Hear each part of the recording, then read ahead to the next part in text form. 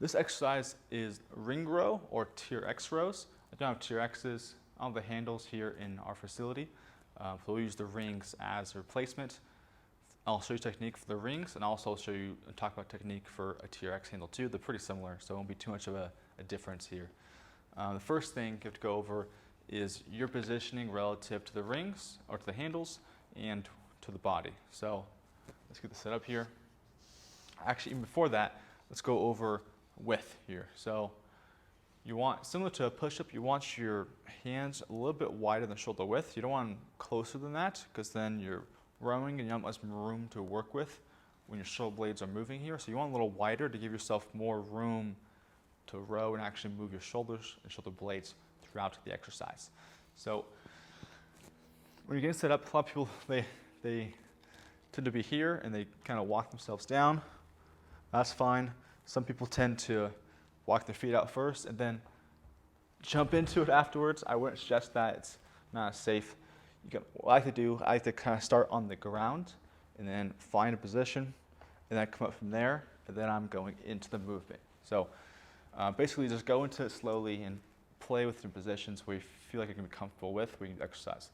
So placement of your body relative to the floor and the rings. So simple thing here is that the lower you are, the harder it's going to be. So the more I'm here and I'm straight right underneath here, the more difficult and strength I need to do it. The more upright I am here and I'm rowing, the easier it's going to be. So you have to find an angle between standing up in the floor where you're basically flat. Find an angle there where you can perform the prescribed amount of reps in sets where the technique looks good. If you're somebody who is doing this and wants to know when to progress, I would say do 10, 15 reps at a certain angle, and that felt pretty easy. Then just move 5, 10 degrees a little bit lower. You keep going at those progressions until you get to an angle where it's hard for you to complete that amount of reps easily with good form. So technique now. From this, I had to think about doing these kind of rows as the exact same thing, but opposite as the push-ups. So push-ups, when we're on the way up, we're shoulder blades come together. On the way down, shoulder blades come apart. Same thing here, but the resistance is being provided in these rows compared to a push-up on the way towards the movement where we're retracting our shoulder blades.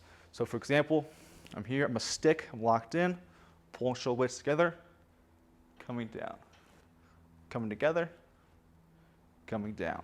And from here, neck position, I don't want you flexed here, flexing your neck. I don't want your neck hanging out, looking at the wall behind you. Keep it somewhat neutral, align with the rest of your body like a stick. As you do the movement, last cue here is that I don't want your spine to be overextended. So as you're rowing, I don't want you to go into it where your ribs are going towards the ring or the TRX. Body in a straight line, a stick, as we're doing the movement. Nice, controlled.